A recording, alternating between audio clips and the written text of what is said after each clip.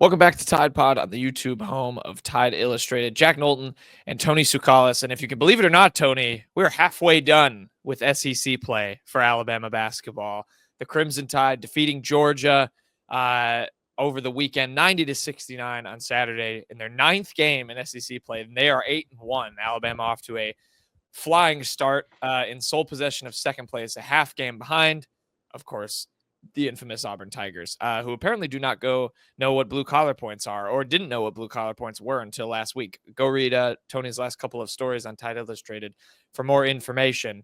But Alabama defeating Georgia 90-69. No home hiccups this time, like we saw against LSU and against Ole Miss. The Tide cruising to a win, and we're going to recap it.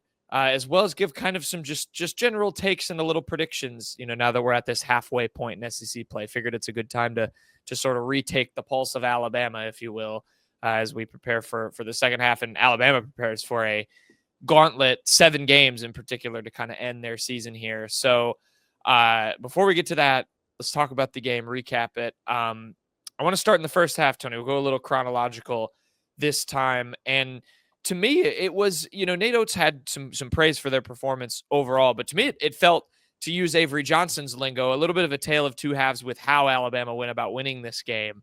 In the first half, I really thought it was through the defensive end. 0.73 points per possession, Georgia averaged in the first half. Alabama dominated the rebounding battle, and to me, one of the more impressive things about this game, dominated the paint against a team who I believe is ranked 10th in the country in average height. I did look that up. Georgia's a very big team. I know you wrote about that in the build-up to this game. I thought Alabama's front court really stepped up to the challenge. And I think before we go into that in general, should give a shout-out to the man who had the most surprise performance of the game, Tony. It's Mr. Aiden Sherrell off the bench, the freshman. 12.7 rebounds, played the most minutes he has in his Alabama career. Really impressed on both ends of the floor. I thought did a good job against Asa Newell, Georgia's star kind of forward, who, the way Nate Oates put it, they like to, quote, force feed in the paint. And I thought Aiden Sherrell stepped up to that challenge. What did you like about his game starting things out, and just about Alabama's front court as well? I mean, I always feel like I'm holding my breath when he's shooting a 3, but he made 2 of them. And I thought that was good to see. They said he, after the game, his teammates said he's been really working in the gym, working on that 3-point shot. We've heard that he's a guy that can knock down threes, maybe not like as a strength, but, something that he can do. And so, him proving that he can do that might keep defenses a little bit more honest moving forward. But I think it's just big for him to, I think we knew we were going to have to wait to see the best of Aiden Sherrell, but maybe we're going to start to see it in the second half of the SEC schedule. I mean, he is a McDonald's All-American. He's a 5-star kid. So, it's going to come. It's going to break out at one point. I don't think he's going to knock down 2 threes a game, but, he played well beyond that. And I think he's a guy that, has a lot of potential in his game. We'll get to that later, but I think he's a big time, maybe hidden weapon for Alabama. Yeah, like I said, I thought he did a good job against Asa Newell, and that's one thing that I think for me when I've watched Aiden Sherrell this season has been my knock on him is the defense. I think offensively he's been fantastic. I think he's he has a good understanding of kind of the not, I guess, sets, because Nate Oates doesn't really run sets, but the plays that Alabama runs, he works well in kind of these dribble handoff, pick and roll. I think he looks good. He's a lob threat. We saw that on some. I think he had a couple lobs on Saturday. So I think offensively, he's actually really advanced. It's just kind of defensively, he gets stuck in the paint a little bit too much, not really fast on switches and things like that. But when you ask him to just guard a guy man to man, he did a really good job at just playing guys face up and with their backs to the basket. And I was really impressed by that. I thought he took a major step forward. So I'm excited too to see what Aiden Sherrell offers in the paint going forward. Other guys in the front court, Tony, Grant Nelson, another double-double for him, 16 points, 10 rebounds, 5 blocks as well. He's had 8 in the last 2 games for Alabama. Clifford Amore, 6 points, 11 rebounds in just 15 minutes, gotten some foul trouble early, and obviously with how well Sherrell was playing, Oates mentioned kind of that. He was like, we really didn't need him as much in the second half, but made the most of his minutes. Then Mohamed Diabate, still doing Mohamed Diabate things. 20 blue collar points in 11 and a half minutes on the floor, and that won himself another hard hat. of course, and I think had 6 rebounds and 8 points as well in this game. What did you like about just how all of those front court guys were playing, really controlled the game against a tall Georgia side? Yeah, and Clifford Amore with 4 offensive rebounds. I think you can't that can't be understated as well. He was the guy that pretty much racked up most of the offensive boards in this game. I think there's a lot of positives to be taken. I mean, this is like you said, a big Georgia team. And Alabama was not bullied at all. I mean, Grant Nelson was strong in the paint. Like you said, Mo Diabate is just like an absolute like freight train sometimes, and he's just so fun to watch. And like the numbers with Cliff aren't necessarily sexy. Like you said, he got into foul trouble, but like I said, like he's doing some of the dirty work. He's getting the O boards. He had a block himself. I think you're starting to see him play better and better. He is what Alabama needs him to be at times. I don't think he's going to be a guy that's going to be necessarily your star, especially not on offense, but he opens things up. I think he's a big reason why you're seeing Grant Nelson be so consistent and dependable. So, and then you can't forget, you mentioned those 3 guys, but obviously you can't forget about Aiden Sherrell as well, who's in the front court. So it was a great game for Alabama. What did you say the paint numbers were? I can go look that up too, but They out rebounded them 52-36, and I think had 36 points in the paint to Georgia's 32. Okay, so they tied points in the paint. Okay. But that's good against a Georgia team, especially when you're shooting as well as Alabama did from 3. Alabama shot 42% from 3. So if you can combine that with equaling them in the paint, you're not going to lose very many games. And I think it was a complete performance in that regard of you had the guards shooting, but then you were able to bully them a little bit as well. And it kind of speaks to Alabama's depth. It also speaks to the multi-dimensional aspect of this team where they can do a lot of things. And they've got, last year you didn't have the front court to do this. You didn't have the guys that could come in and I'm not saying last year's team would have lost to this year's Georgia team, but it would have been different. And the front court would have been a little bit more of a problem. And this year you can go into teams with taller teams with stars in the post and kind of bully them, and I think that's pretty exciting moving forward for Alabama. Yeah, absolutely. I think they did a really good job. In addition to shooting the ball from 3 well and having that balance offensively with their own points in the paint, the fact that you tied Georgia in that aspect when Nate Oates has literally said that's their strategy is get the ball into the paint, get points that way. That's how they want to score. And the fact you're able to match that while also, completely outdoing them from beyond the arc. I mean, Georgia, I never felt Georgia, really anyone, was a threat to shoot the 3. And I think it's a credit to Alabama's just overall defense in addition to its play in the front court. I thought that was just really impressive, from running them off the line and funneling them in the lane, but then not letting them have anything easy. There was a string of 2 or 3 possessions, and I think it might have been in the second half. I forget, but I think I turned to you and I said it when Grant Nelson was just bullying Ace Noel. And he was trash talking him up and down the court. He got a block, and then they got another turnover. And it was 2 or 3 times in a row, and you could tell that they were in his head a little bit. And so I thought that was something that you look at. That's pretty encouraging as well. Yeah, I saw a bunch of that from Mohamed Diabate, and I know the player you're talking about. The one I really remember was he hit a 3 over Ace Newell, and that too. Okay, so I think he had a stop on one side and then hit a 3 over. Yeah. It was completely jawing with him up and down the court on both ends, and I think you like to see that. You want to see that kind of that swagger, that confidence. That even to an extent that trash talk, as long as you obviously back it up. But I think that shows kind of the pride that Alabama's front court took in stopping Georgia and making it a point to defend really well, and they obviously did for most of this game. And I would say, especially in the first half, like I said, holding up to that 0.73 is a really low number in points per possession. And Georgia, really wasn't able to play its way into the game despite some kind of offensive slumps for Alabama. I mean, it's going to be lost in the game notes of this that Alabama went on a 5-minute stretch where they didn't score. I mean, they were stuck at 24 points for a long time in this first half. They went on a 3-minute stretch where they didn't score in the second at the end of the first half, and they ended the first half on a 6-0 run just by free throws. So that was you don't always see that. Yeah, another impressive area, which I think is a good segue into like how this game kind of came to life offensively in the second half for Alabama. And one, it was free throw shooting. They were much better against uh, Georgia than they were against Mississippi State. Shot 82.6% from the line. How about that, Alabama fans? You got a good shooting game at the free throw line from the Tide. They were 55% against Mississippi State, so a much better improvement. The unfortunate, caveat with that is that now this team could shoot free throws, so that makes the games where they don't shoot free throws all that more frustrating. But they were much Shout improved out from the to line. Yeah, shout out to Mike White for taking like the world's worst technical as well. That really, you talk yes, about momentum in the game. That sparked like a 7-0 run or something. I'm pulling numbers out of my butt, but uh, that that sparked a big run for Alabama. They were able to hit a couple of free throws as well off of that, and that did not work the way I think he was either planning it or didn't think about it or whatever. But that was not a good tee for him. credit to a member of our board. They said the same thing. They're like, sometimes technicals can jazz a team up and really, turn the momentum. That didn't work that time. It was not. And I was like, that's an astute observation, because yeah, that was strange. Um, But yeah, Alabama much better from the free throw line.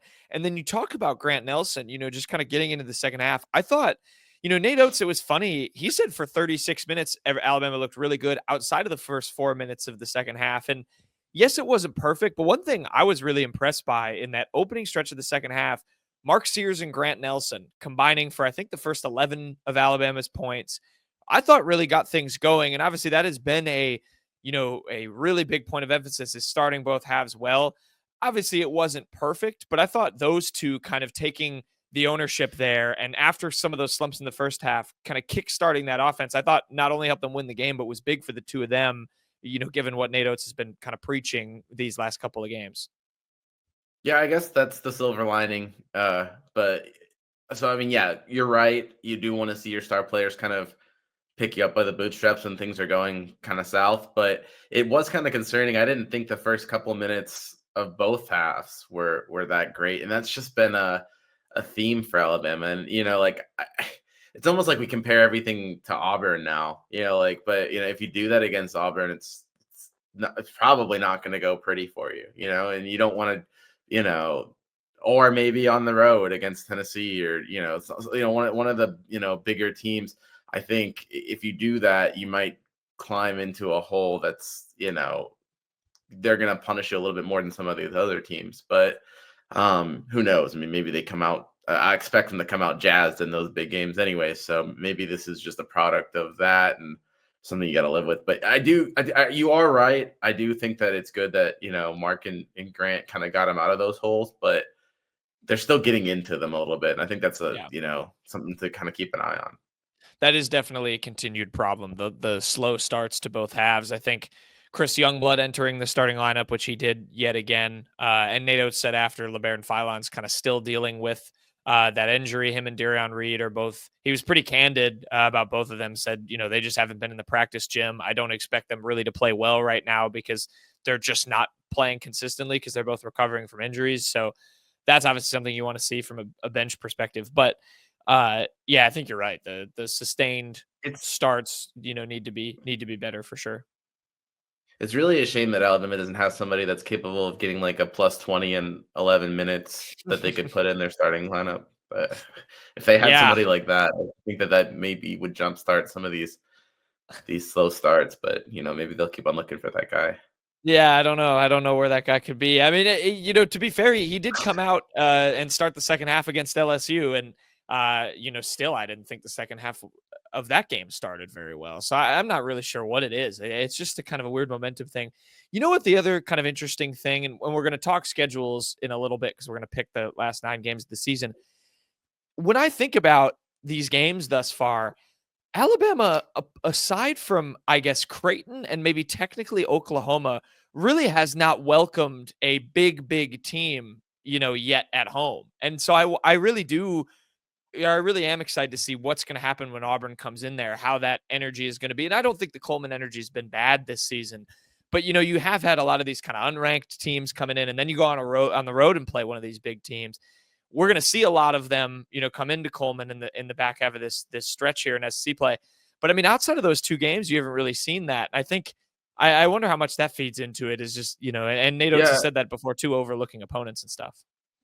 to be fair, yeah, I mean, they had that. I mean, back when Oklahoma was number 12, that's probably the most complete game they've had. Right. And that was at home, and so they might have been more jazzed for that. That in itself, Jack, is concerning because if you need that to amp you up, that's not necessarily the sign of a champion. You don't want to be, off to a slow start against an 8 seed in the tournament as a number Right. 1 seed, and all of a sudden, you're scrambling for your life. So Yeah. No, we'll see. it yeah, it's definitely something to monitor going forward. It's just kind of interesting. They've had a lot of skewed ranked games on the road versus at home so far in SEC play, but that's obviously going to change as is the SEC. But the rest of the second half scoring, like I mentioned, the free throw shooting, the 3-point shooting, Tony, continues to just be red hot for Alabama. They were 11 for 26 in this game, 42%. Right after they went 48% against Mississippi State. A couple other guys in double figures. Mark Sears obviously led the way with 20. Also had 6 assists. Did have 6 turnovers in another big game in that department for him after 7 against the Bulldogs. Aiden Holloway and Chris Youngblood did their thing. Both drilled 2 threes each. Had 10 points.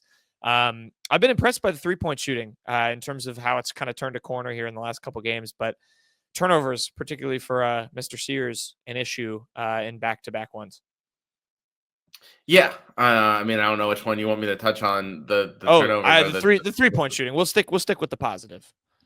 Yeah, I think a lot of that's Chris Youngblood coming on. I think he was a little bit rusty at first, but he's coming in and he's just provided that stable force to the 3-point shooting. When you look at it, 2 for 3.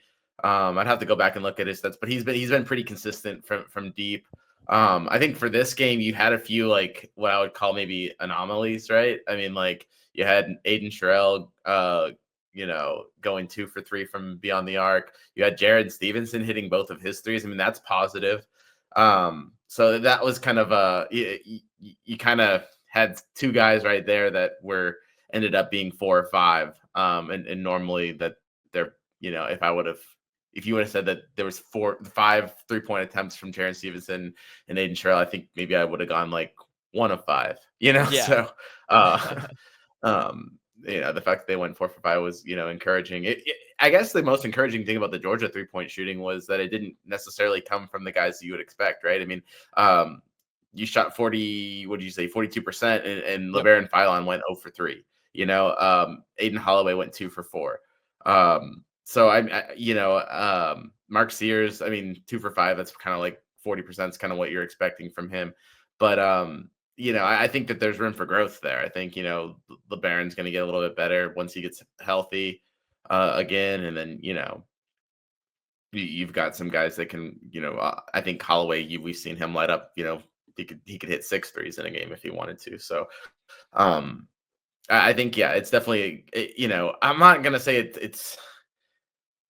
it will be a strength of Alabama's. I don't think it's as big of a strength as it's been maybe in the past, but it is something that teams are going to have to respect. I do think this is a more balanced team than other Alabama teams. It's not a rely on the 3 team, because we just talked about how deadly they can be in the front court, but and down in the paint. But I do think that it is something they're going to have to respect, especially with Chris Youngblood coming in.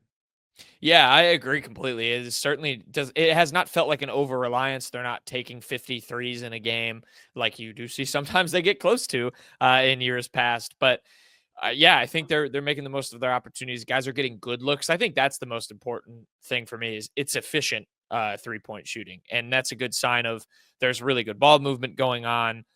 Players know where they need to be. And you've seen that a lot. Like you look at Jared Stevenson, he a lot of the threes he misses are wide open looks in the corner. And, offensively, that's still a good sign from a standpoint of, you've moved the ball around, you've schemed a guy open, and, he just missed the shot. And that's going to happen. And like you said, their ability to score in other areas means if the shots aren't falling, they can still hurt you and beat other teams. So I think it is a thing that is starting to gain a lot of momentum, the 3-point shooting, and starting to become, like you said, a real strength. But you're right. I think it's good that they are not completely living and dying by the 3. As yes, I think you could accuse some Alabama teams of years past of doing that. at times. And it's a strategy Nate Oates likes, but I think you're right. It's a lot more balanced. But the 3-point shooting was excellent, and I think there's some kind of encouraging signs going forward. And speaking of that, like I mentioned at the top, halfway through SEC play here, Tony, I think we should kind of take the pulse, look at an overarching positive and negative, maybe the biggest ones from each, and we'll start with the good. For you, when you look back now at these first 9 games in SEC play, and there's some crucial ones coming up that's going to really say a lot. I think we should definitely do this exercise again pre-SEC/NCAA tournament, where we're going to learn a lot more about what this team is made of. But when you look back on these first 9 games in SEC play, where's maybe an overarching positive area that you've seen kind of grow, and then that could continue to build here through this back half of conference play? Well, like, I don't know if this is necessarily a positive from the first 9 games, but the biggest positive I have around this team right now is the room for growth. I mean, we just saw Aiden Sherrell kind of have a little bit of maybe a breakout game, but then there's also guys that I think are just going to get better. We saw what Darian Reed can do in the first half. He's been kind of banged up. I think he's going to come on strong again, and he's going to be another shot in the arm when you start playing these games and you need people to step up. I think, the week off is going to probably help him, or not the week off, but, the midweek, having this little midweek bye. I think that's going to help him. You're going to see LeBaron Philon get back to where he was. Same thing. He's banged up. He was a game time decision for this. You look at Jaren Stevenson, if he's going to start hitting shots, I mean, that could totally take this team to another level. And then I already mentioned Chris Youngblood.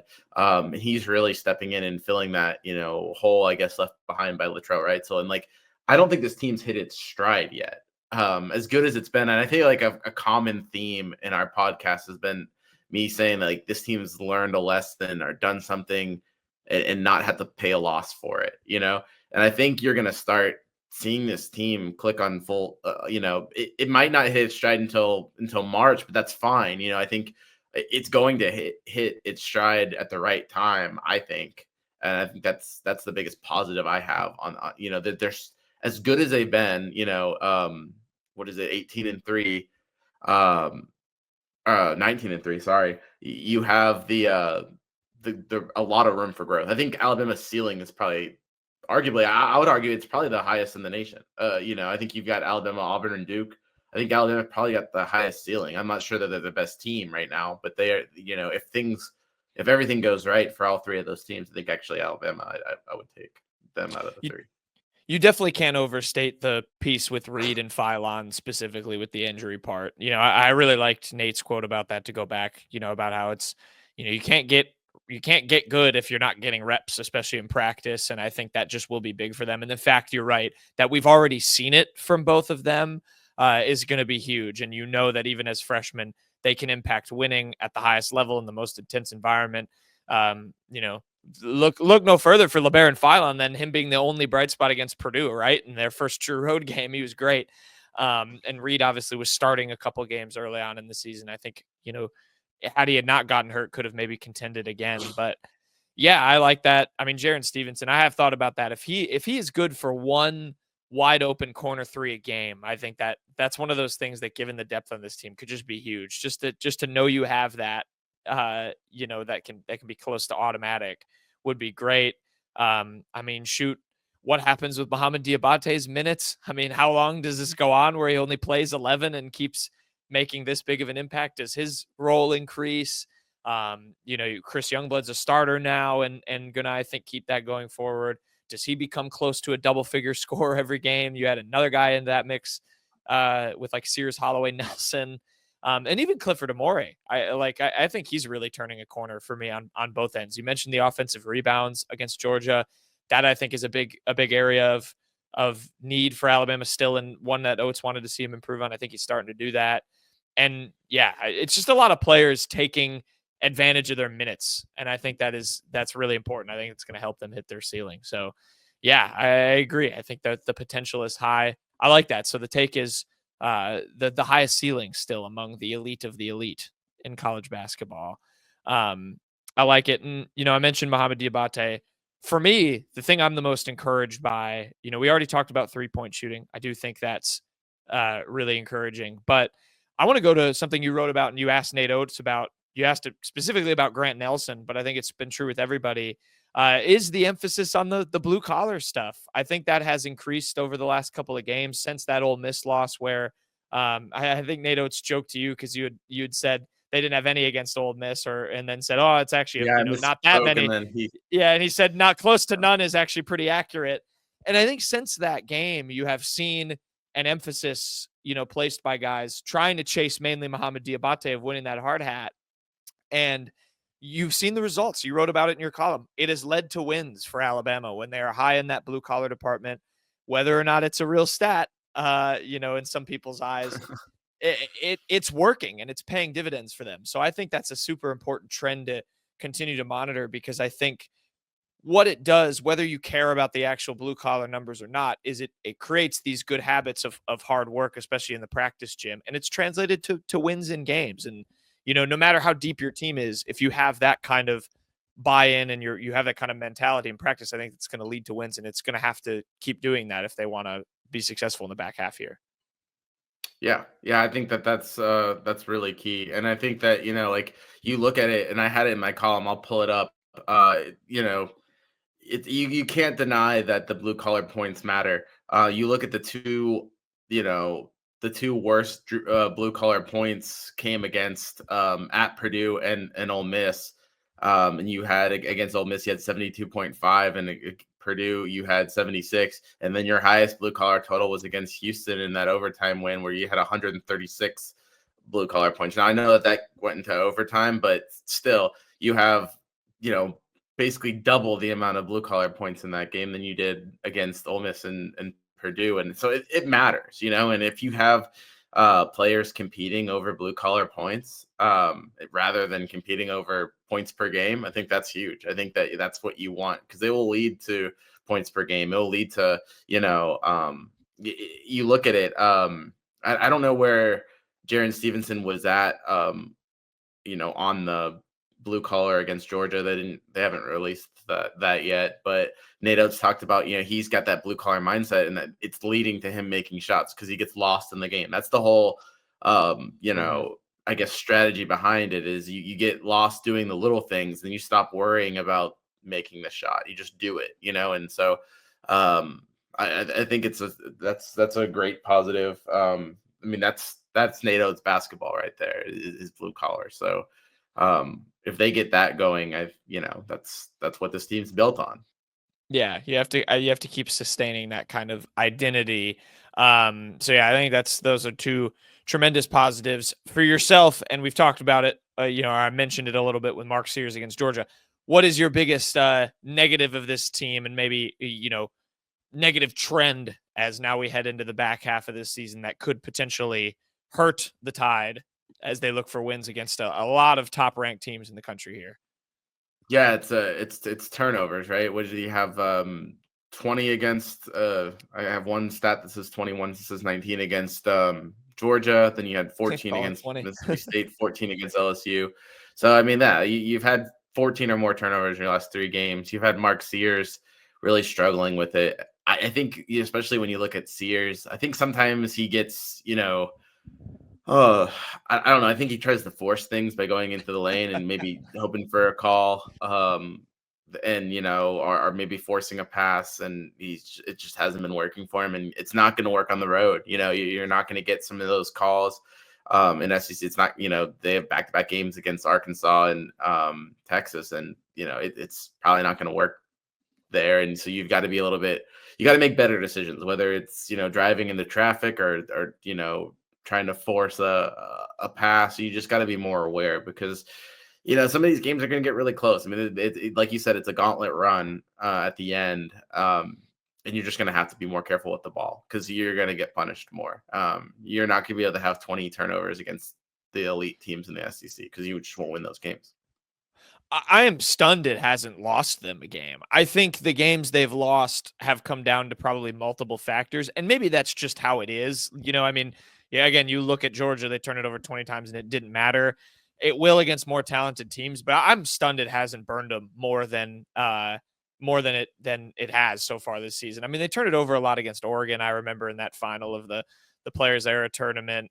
But yeah, I do think it's a big concern. I mean, 13 turnovers in 2 games for Mark Sears is not good, and it's very strange because some of them, you talked about it, are just sort of baffling. You're just kind of like, wait, why is this? This is a 5th-year guard who was an All-American last season, and yeah, driving into 3 defenders and rising up to look for a pass off his feet and getting tied up into jump balls. It is really sort of strange. Some of the giveaways, but you're right. I think overall they need to be cleaned up. If they're not, it will lose them games. It will get you into trouble no matter how fluid your offense looks when you're not turning it over. There are going to be teams that are going to hurt you. Tennessee is the number 1 ranked defense in KenPom right now. A team just gave up 44 points to Florida, who I think is a top 10 or 5 offense in the country. So, you're going to be facing defenses that can slow you down and muck up games and force you into giveaways, especially on the road. I think you're completely right. We'll see how they can if they can kind of buck this trend here, if they can have, maybe a 10 or less turnover game. I think that's going to, if they can do that, maybe on the road against Arkansas or Texas, I think that'll be huge for their momentum. So when I was looking at this, and because I agree, I think turnovers are the number 1 thing for me. I don't want to double down on your point in terms of finding another negative.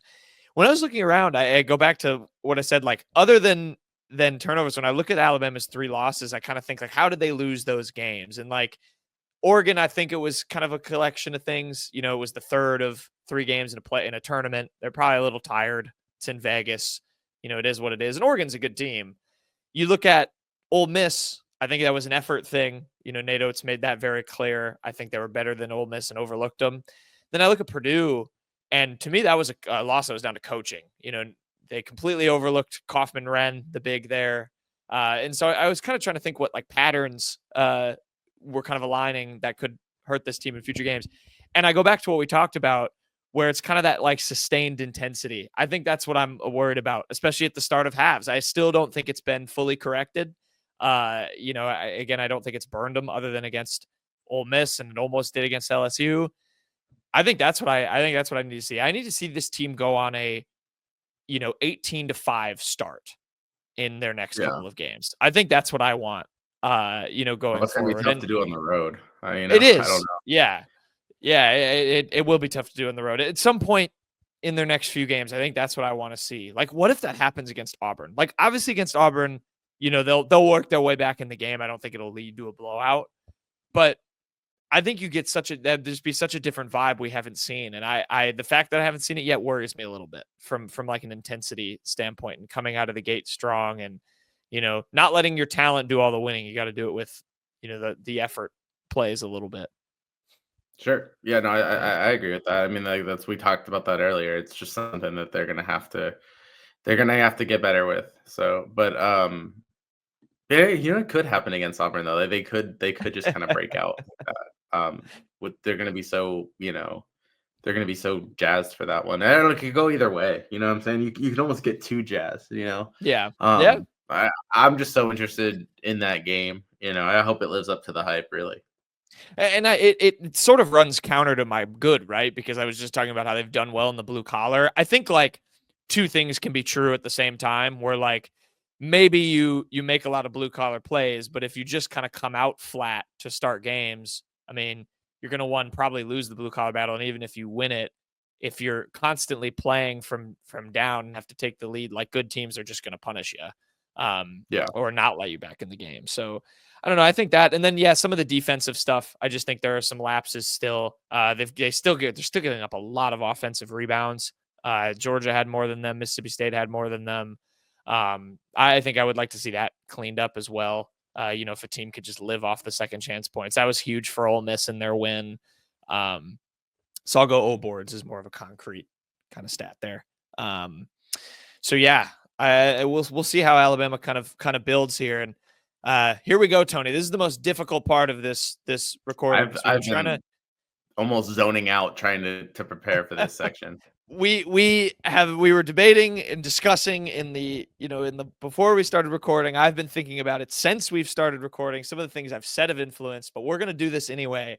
We're going to close the show picking Alabama's home stretch kind of record here. So the record in the last 9 games to go back to the pre-SEC slate. Tony, you had picked the Tide to go 14-4, and credit to you, the 4 losses, 3 of them are still in play. You had them losing at Kentucky, which of course they won. And then your next 3 losses that you had then were at Tennessee, at Auburn, and at home against Auburn. Of course, 3 games they have not yet played. They'll play the first one of those at home against Auburn here in 2 weeks. So when you think about that and where you're at now with what you've seen from this team, what is your prediction record or record prediction the final 9 games? And are you flipping your results from your pre-SEC picks on any of those 3 games? Yes, it's going to be different, but I'm not sure. Look, are we going to go? Are we going to go game by game with this? Do you want me to do it? Who is that on? I'm blanking on the radio announcer that does that with fans with the NFL, where he calls in fans and has them go through the schedule. And it's just win. Rich Eisen. You want me to go Rich Eisen style? Let's Rich Eisen it, because I'm not sure, and I need there's a couple of them that I just need to vibe check when you ask me. I'm just gonna whatever pops into my head. So all right, I actually think that is a much more fun way to do it. All right, well, Rich Eisen style it. So of course Alabama has the midweek off. They go to Arkansas February 8th at 7 p.m. on ESPN. That's a win. You got the week off. You're going to be healthy. I think you got an Arkansas team that, I feel like they already pulled their upset. I don't think everything's fixed with this Arkansas team. I do think it's not the team that Alabama can't take for granted. They're better than their 2-6 conference record, but I think Alabama pulls out a win there. Big win for Coach Cal against Kentucky, by the way, on Saturday. Okay, at Texas, February 11th at 8 p.m., a midweek late game in Austin. This is the tough one for me. I think that this could be the game. So the win against Arkansas will set up the college game day matchup, Alabama versus Auburn. It'll be 1 versus 3. I could see Alabama looking ahead to that matchup and then dropping a game at Texas. Texas is a tricky team. They've played a lot of teams close. They played Auburn close. And I keep on saying, it's hard to win on the road in the SEC. Alabama hasn't lost on the road in the SEC, and are we just gonna project them to go basically perfect? I'm talking myself into it. If you told me who's a better team, I think Alabama's a better team than Texas. I think Alabama's has a wake up call against Texas. That's a loss. It's a surprising stinker loss, and all of a sudden, Alabama's 2 losses in the SEC are Ole Miss and Texas. All right, so it has a loss to Texas. So then Auburn, February 15th, 3 p.m. IBOB number 1. A riled up Alabama comes and knocks off number 1 Auburn. Kind of similar to when they lost to Ole Miss and then went at Kentucky and won and had a big win there. So I actually have Alabama winning the home leg of the IBOB. So that's a win. That'll be a game for the ages. Like I said, college game day should be there, especially if Alabama beats Arkansas and Auburn handles business. I think that should be the that should be the matchup of the week, and I think Alabama wins it. Avenges the college game they lost to Tennessee last year. So after Auburn, they will travel back on the road. They will go to Missouri, 8 p.m. on Wednesday, February 19th, SEC Network on the road. If I wasn't going to take the Texas loss, I think I might have been persuaded to take this loss. I am going to go with Alabama, though. This is going to be a tough game, and Alabama always plays crap at Missouri. They're going to be just coming off of an emotional game against Auburn. This could be a trap game, but I have them winning at Missouri. I'm not confidence level not high, but I do think that this Missouri team's probably playing a little bit over its level right now. It's a good team, and I think Alabama will get that win. So then they go back home against Kentucky, the reverse leg of that. They, of course, beat the Wildcats on the road. They play them at home February 22nd, 5 p.m. ESPN. Yeah, look, I had Kentucky winning on the road, and I still think they're going to split. This is going to be that random, you got to have to pick a few losses in here. I think Kentucky's a good team. I'll give Alabama a loss here, that they'll have just played 2 really hard games in a row. And I think that, they get a revenge. It might be one of those, you saw how high scoring it is. I mean, those games can get kind of fluky if they're high scoring. I could see Kentucky getting a little bit of payback. So I have them a loss there.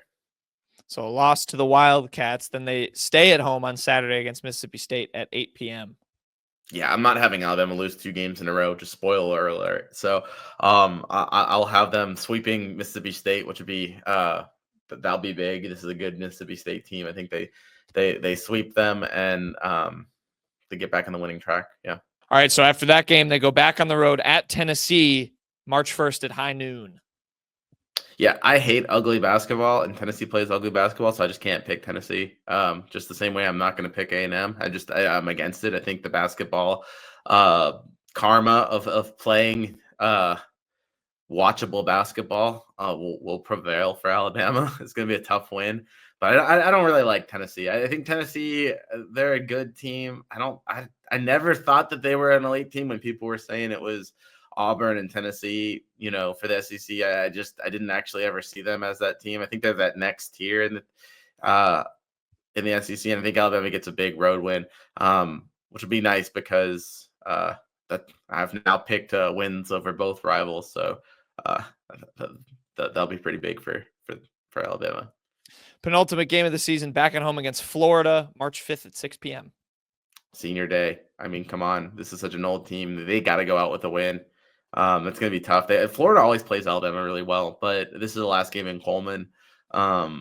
It's Mark Sears' last game in Coleman, Grant Nelson's last game in Coleman. So that's going to be a pretty emotional night. I think Alabama comes out and handles business. And then finishing up on the road, IBOB number 2, Auburn, ESPN, 1 p.m. March 8th. Alabama by 20. No, just I think Auburn wins this game. I think it actually, I don't know where, I think I had Alabama doing relatively well and beating a lot of good teams. I wonder if Alabama needs to win this game. Yeah, it'd be interesting to see what Auburn did in my hypothetical if this game matters for the SEC standings. But either way, I'm picking Auburn. I'm picking Auburn a lot more if Alabama doesn't need to win it. But yeah, going Auburn there. So I think I had them go 6-3. That's 25-6 overall. 25-6 heading into SEC What play. They'd have. You thinking that's probably could still be a 1 seed, high 2 if not a 1. Yeah. Oh, I absolutely think. I think. I wonder how the SEC tournament will impact that, but I think you'd still be firmly on track for a 1 seed. I think Alabama's put itself in a position to get that with its start. I think even if they get swept by Auburn, you get swept by Auburn, you win those games at Tennessee, at Missouri, win those 2 in between it at the 2 homestands against Kentucky and Mississippi State. Maybe if you drop and then beat Florida, if the only losses are to the both Auburn games, and then you throw one more loss in there, I think that's still a recipe for a 1 seed easily. I'm not differing from you too much, other than I am trying to figure out where I want this third loss to be. I also have them losing at home to Auburn. On the road to Auburn, excuse me. I do have them winning IBOB 1. I think they're destined to split it. I think that's how it's got to go. I actually am going to have them lose on Senior Day. You make a very good point that is Senior Day, and that they probably will play up. I'll counter that with they had blue collar night, and they had their lowest blue collar performance against Ole Miss. So and that is going to create a lot of drama. We're losing the last 2 games of the regular season, heading into SEC play. That is, yeah, you're going to have a lot of here we go again from last year. Yeah, and I'm going to talk myself into this third one. I look at matchups. I think you make a really good point about Texas, actually. I think we're talking about a very, very different Texas team. If they win this last game against Ole Miss, they'd be going in 4 in a row. They're going to play Arkansas midweek and probably win that game. Then they're going to play Vanderbilt on the road. If they can get through that, man, I'd have a really good feeling about Texas against Alabama. For the sake of being different, I am not going to pick that game because then we would have 2 of the 3 being the same, and I think that's boring. So instead, I'm going to have them perform bad in Columbia, Missouri, and lose to the Tigers on the road. I think I'm going to pick Missouri in that game. The thing I go back to, where'd you go to school again? It is my alma mater. I'll only offer this logic behind it because I talked about it so much on this show. Alabama has started games slow. I have not seen them play well out of the gate. Missouri starts games incredibly fast, and I think that could be trouble just, on the road in SEC play. I worry about that game. I'm not confident in that at all, really. I'm not even really confident in Florida. I don't know. They could mess around and lose more than 3 games. They could They're win going them to go all. with UConn. They'll win them all. They could They're win them losing all. game. I mean, they could go on like this team. They're legitimately good enough to win it all. Like, this is why this is the hardest segment to pick. But you know what? For the sake of making picks, we'll make our picks. And there you go. But we'll see how it goes. I also have them then going 6-3. They'd finish 14-4 overall, which again, I mean, you're probably still, even in my situation where you lose to Florida, you're probably still walking into Auburn with the SEC regular season title on the line, which is pretty impressive. So yeah, that will be some gauntlet run. I'm very excited to be absolutely wrong with all of those picks and just enjoy the good basketball. It's gonna go like last game. Here's what's gonna happen. It's gonna go last game against Auburn to decide the SEC regular season title. Then Alabama's going to lose that, and they're gonna go to they're both gonna be double buys. They're gonna end up on, it's gonna be 1 and 2, right? So they'll end up playing for the SEC tournament title, and Alabama will win that one, and so they'll split, and they'll just be like the coach. I mean, they'll both have a title, right? So Alabama will win the tournament, Auburn will win the SEC, regular SEC, and then they'll meet again in the Final Four for 4 matchups. You get 4 Iron Bowls. Honestly, what would be bigger? Alabama and Auburn meeting in the Final Four, or Alabama and Auburn meeting in the Elite Eight? I would argue that it would be meeting in the Elite Eight. I think that would be the bigger game because one of them wouldn't get to say that they made the Final Four. Yeah, that's a good point. They meet in the Final Four and they lose. One of them gets a trophy then too, because you get that regional title trophy. Right. And I mean, like, at least you made the Final Four. It would suck to lose to your rival in the Final Four. It sucked to lose to your rival at all in the tournament, right? But I think depriving, if you're from Auburn side, depriving Alabama from making the Final Four, or depriving Auburn from making the Final Four while making it, man, that would be I think that would be, the biggest game. I don't know where they'll face in the tournament. I haven't looked at where the tournaments. I mean, obviously Alabama and Auburn are both number 1 seeds, so that would be Atlanta. It actually probably would be Atlanta if that were to happen. It would have to be Bama as a 2. And Auburn as a 1. Yeah, can you imagine that game in Atlanta? Oh, jeez. Get-in price is going to be like $500. And we should clarify too, when we say Final Four, we mean the national semifinal. Obviously, if they played for a national championship, that would be the biggest of the biggest. But right, of course, yes, that would be the biggest. I was going Final Four, man, an IBOB national championship would just be cinema. I have nothing more to say. That would be insane. That would be amazing. Yeah. That would be the insane. State of Alabama wins. That's what we'll say. The state of Alabama wins. Either way in that scenario, or I guess half of the state of Alabama. Yeah, I don't think any Crimson Tide fans, I don't think any side of either side feels like they won if they lose That is the most either glorious. That might be a good. If this happens, we'll go write something back of rivalries that have happened in the national championship, because I wonder how many really are. If you're Alabama, would you rather not make the Final Four than lose to Auburn in the championship game? Like I'm serious. Like, that is. There's the question we leave you with. I don't know the answer to that. That's crazy. That's a tough one. But there you go. There's your hypothetical podcast, because we're at halfway point in SEC play, and there's no midweek game, to preview. So we thought we'd dive into some hypotheticals. But go over to the Tide Illustrated, subscribe. We'll have plenty of content bridging the gap, the very long gap that it will feel like between this Georgia game and this next Arkansas game. So, definitely tap in. We got good recruiting content there as well. Subscribe here if you're watching on the YouTube. Give us a follow on Spotify. You can leave us a comment in either place as well. Would you rather have Alabama not make the Final Four or lose to Auburn in the national championship? There's your dark and twisted hypothetical question moving forward. So, subscribe there. Subscribe here on the YouTube. We will see you next time.